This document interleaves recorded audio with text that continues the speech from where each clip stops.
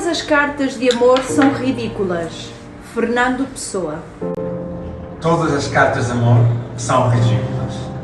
Não seriam cartas de amor se não fossem. Ridículas.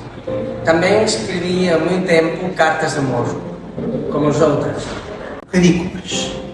As cartas de amor, se há amor, têm de ser ridículas, mas, afinal, só as criaturas que nunca escreveram cartas de amor é que são ridículas.